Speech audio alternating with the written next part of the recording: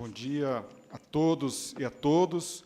Bom dia, população do Distrito Federal, que com certeza está acompanhando essa importante audiência.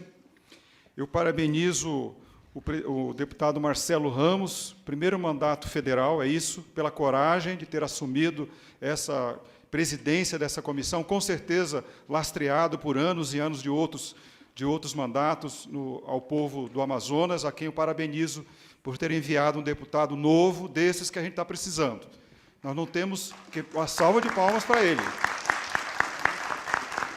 Não é questão ideológica, saber se é partido A, partido B ou partido C, mas nós precisamos de um parlamento melhor representado. Então, parabéns ao povo do Amazonas que pode estar nos assistindo. Gostaria de parabenizar também o presidente que teve que se ausentar, o presidente Rafael Prudente, e, em particular, quem está coordenando os trabalhos, o professor Israel Batista. Agradecer por ele ter assinado a maioria das emendas propostas pelo Fórum das Carreiras Típicas de Estado. Eu acho que também merece uma salva de palmas pela coragem. Foi, sem dúvida nenhuma, o fato dele estar à frente facilitou muito o trabalho de coletas de assinaturas. Então, a gente empresta aqui a todo o povo do Distrito Federal essas devidas homenagens.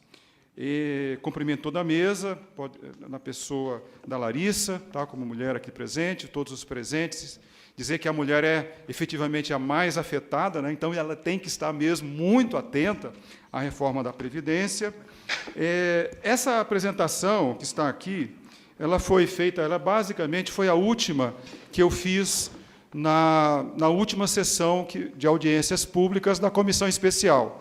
A Anfip e o Fonacat foram as duas últimas entidades representativas da sociedade que puderam fazer uso da palavra.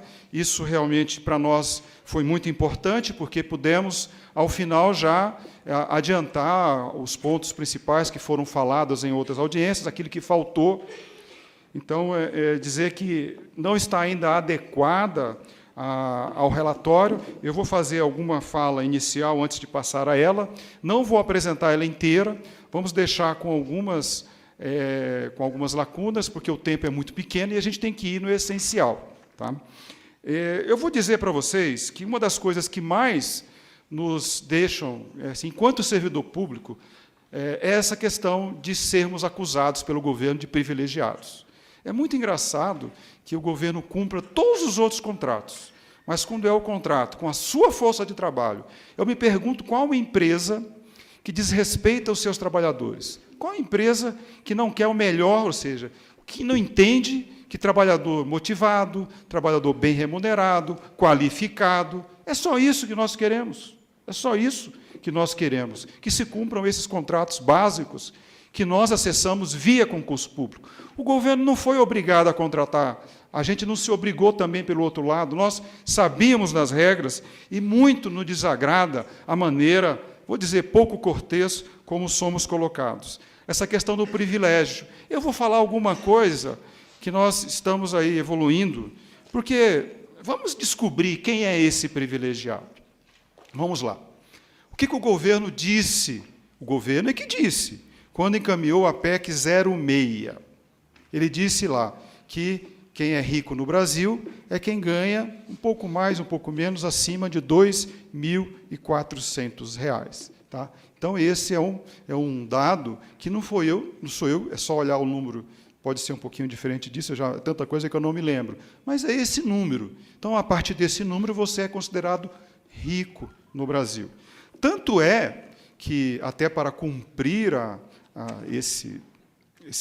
vamos dizer, esse número, o próprio governo confessa que 80% a 90% da economia vai atingir justamente essa faixa salarial, ou um pouquinho mais, chegamos ao teto do INSS. Então, é a primeira coisa importante que a população brasileira tem que saber.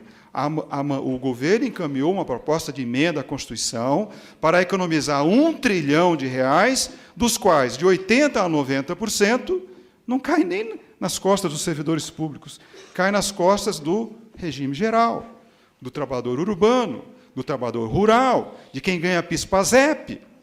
Quem ganha PIS/PASEP, a fortuna de um salário mínimo ao ano, o 13º quarto salário de quem ganha entre 1 e 2 salários. Então, é importante a gente colocar o pingo nos is. Essa foi a batata quente encaminhada à comissão especial. Então, saúdo aqui o deputado, o relator, o Samuel Moreira. Estive lá, fiz esse debate lá na cidade do deputado Samuel Moreira, estive lá com o povo humilde, levando e dizendo para eles, olha, é importante, conversem com o deputado. Então, meus parabéns ao deputado por, em grande parte, já ter avançado naquilo que propusemos, naquilo que apontamos desde o princípio. E qual foi o primeiro ponto que nós apontamos?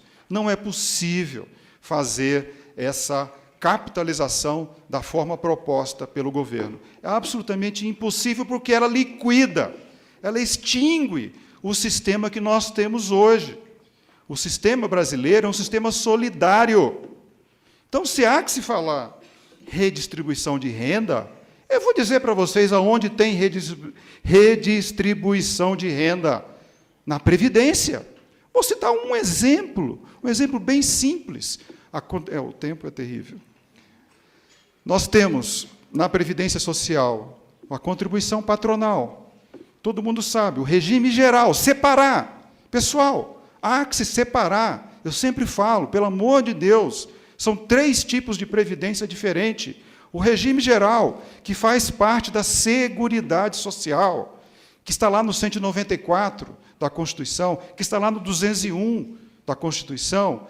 Os servidores públicos federais, a mesma coisa, no artigo 40. O servidor militar, a mesma coisa. As previdências próprias dos estados e dos municípios. Cada um tem uma maneira de se financiar, cada uma tem um problema específico, ou, melhor dizendo, uma situação específica, a exigir, sim, ajustes.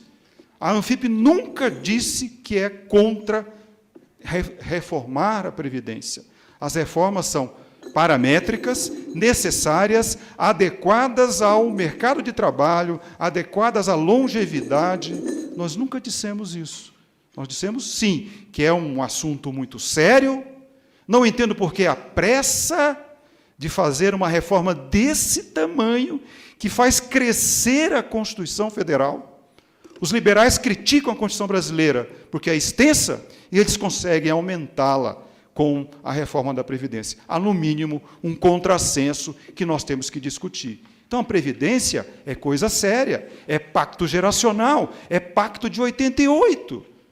Não pode ser tratada da forma como vem se tentando tratar.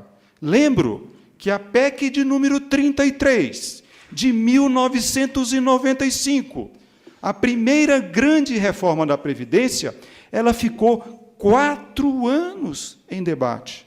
4 anos. E o discurso era o mesmo. Sem a reforma, o país quebra. Ficou 4 anos e o país não quebrou. E nós estamos, até hoje, com o pagamento da Previdência do regime geral em dia. Esses dias eu ouvi esse absurdo. Poderá até não se pagar. Duvido. Mas duvido mesmo que isso não aconteça. A Previdência redistribui renda. Quer ver um exemplozinho pequeno? Tá? O cidadão ganha R$1.000. Ele paga, a parte dele, paga 8,5. Tá? O cidadão ganha R$10.000. Ele paga até o teto, 8,5. O cidadão ganha R$100.000. Ele paga até o teto, 8,5. Essa é a contribuição dele. E a da empresa? Quanto é? A da empresa é 20% sobre o total da folha. Então, o cara que ganha 100 mil, ele contribui pela empresa com R$20.000. E o cara que ganha R$1.000, a empresa vai pagar R$200. Isso é ou não é redistribuição de renda? Quando eu venho e trago uma reforma que tira o empregador, o que eu estou dizendo claramente? Que essa Previdência vai efetivamente não ser sustentável ao longo do tempo. Então, parou com essa balela da Previdência da capitalização. Parabéns à comissão pela decisão, parabéns ao presidente da Câmara, deputado Rodrigo Maia, que vai, com certeza, bancar esse acordo até a votação em plenário. Mas vamos lá. E eu acho que eu vou abandonar a nossa... Pode passar, eu vou passar aqui a próxima. Você pode passar isso aí, por favor. Tem mais uma coisa. Pode passar, pode passar, pode passar. Isso, deixa aqui. Vamos lá. Privilegiado. Números da Receita Federal do Brasil. Vamos lá. Eu vou dizer para vocês que nós temos uma publicação, que nós fizemos um amplo diagnóstico do sistema tributário brasileiro. Todo brasileiro que estuda deveria ter essa publicação, ela está acessível pela internet. Eu tenho poucos exemplares, 804 páginas, onde nós fazemos um amplo diagnóstico daquela reforma que efetivamente o Brasil precisa. E parabéns à Câmara, que está avançando na discussão da reforma tributária. Parabéns! Essa sim é a reforma que vai dar um grande impulso para a solução dos grandes problemas nacionais. E o que nós descobrimos de interessante? O sistema tributário brasileiro é altamente regressivo, absurdamente regressivo. No sistema tributário, com certeza, o rico paga menos do que o pobre. Quem é trabalhador humilde, que ganha R$1.000, ele deixa R$500 em impostos. Acreditam nisso? Esse é o sistema tributário brasileiro. Pois bem, vamos para o imposto de renda, que essa é da nossa atribuição como auditor fiscal da Receita Federal do Brasil. Os dados são públicos. Não estou cometendo aqui nenhuma divulgação indevida. Dados públicos, dados agregados. Pasmem, senhores. Nós temos, como eu disse, um problema de regressividade no Brasil. A curva de imposto de renda é assim. Aqui embaixo tem a quantidade de salários. Aqui em cima, a alíquota. O que acontece no Brasil? Você começa, com 4 mil e poucos reais, você já está na alíquota máxima. Já começa com esse absurdo. Você já está pagando menos de 5 mil reais, já está pagando 27,5, que é a última alíquota. Vamos para os Estados Unidos. Sabe qual é lá a alíquota teto? É 37%.